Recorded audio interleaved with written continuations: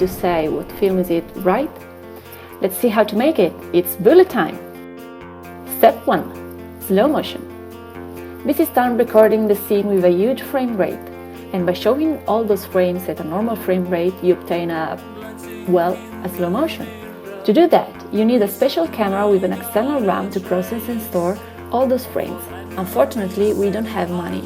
Modern video cameras and camera reflex can reach 60 frames per second, and by reproducing them with a frame rate smaller than the standard, we can do a pretty good job. Over 10 or 12 frames per second, you can still have a smooth movement. Besides that, there are software and plugins like Twixtor that create new artificial frames. They're good enough to transform a 50 frames per second video in a 200 frame per second one. Unfortunately, we are really poor. The last resort is simply to move slow. Avoid long hair and baggy clothes that can move on their own. Step 2. Bullets. The problem is that the camera is moving, so we have to create a video of the bullet that reproduces the same movement.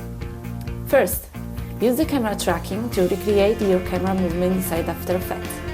It's a complex movement, so it's better to check every frame. Then we need the bullet.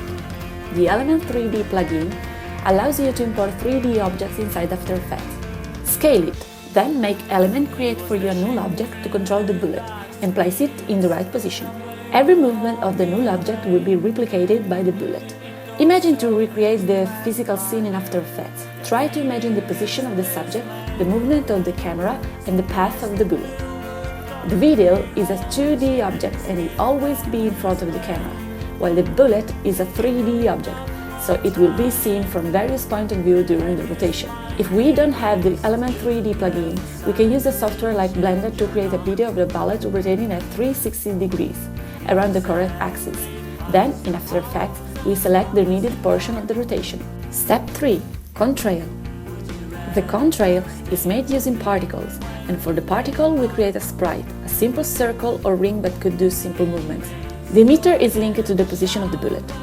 The particles evolve over time. The size increases a bit starting from small with some randomness, while the opacity starts already low and decreases linearly to 0. Now add the CC glass effect to an adjustment layer over the original footage to create the distortion of the air. Remember that if the tracking of the camera is not precise, the contrail will move in a different way than the scene. Finally, we may need the bullet to pass behind the subject. Just duplicate the video and use the rotobrush tool to remove the background.